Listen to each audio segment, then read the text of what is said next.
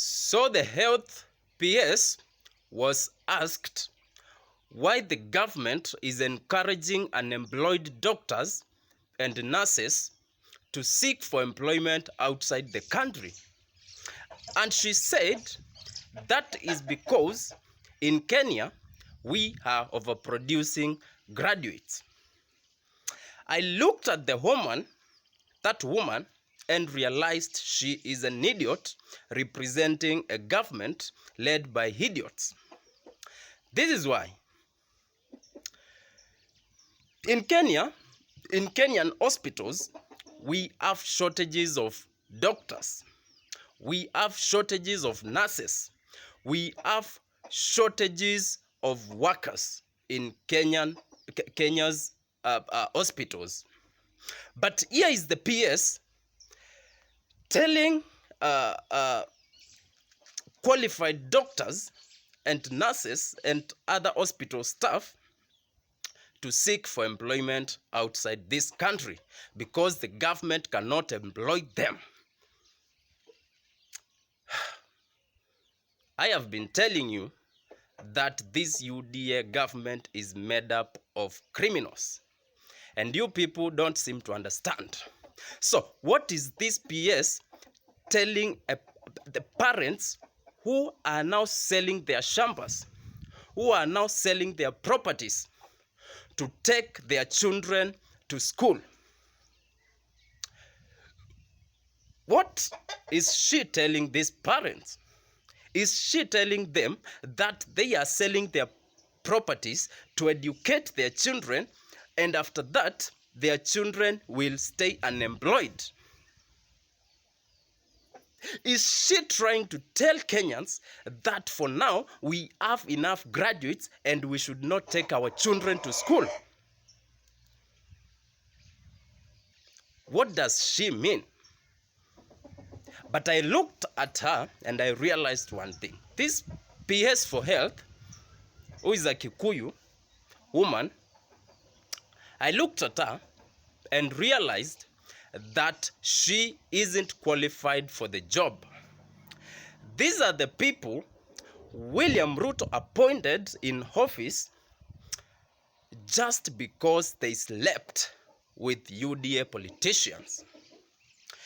You are a woman, a slave queen, you sleep with UDA politicians and they appoint you in powerful positions. And now these are the results. This is what you get when slave queens are appointed in serious dockets. They are clueless. They do not know what to do in those positions. All they do is go for photo shoots, for massage using our taxes. And as Kenyans, we must tell them enough is enough. This is what happens when you are being led by men of low self-esteem who use political positions to impress women.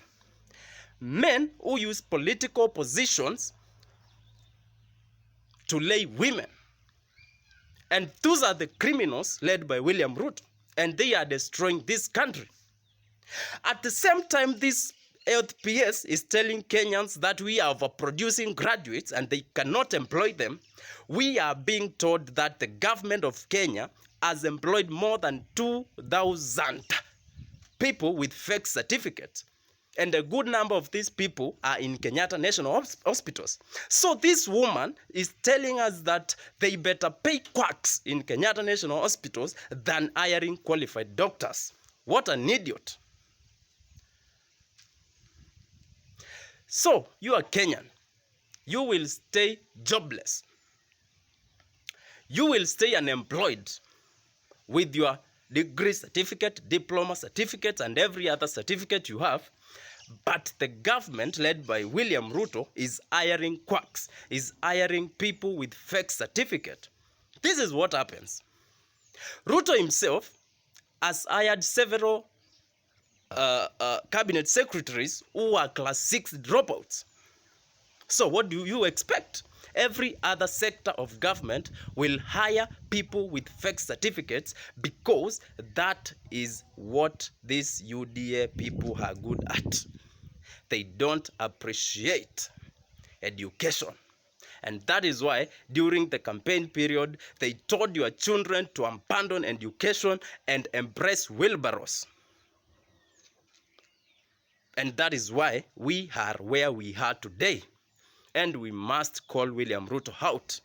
William Ruto, Kenyans need employment opportunities, not your stories, not your lies, not your stupidity. Stop loitering outside the country. Stop campaigning for 2027 and solve the problems facing this country today, starting with unemployment.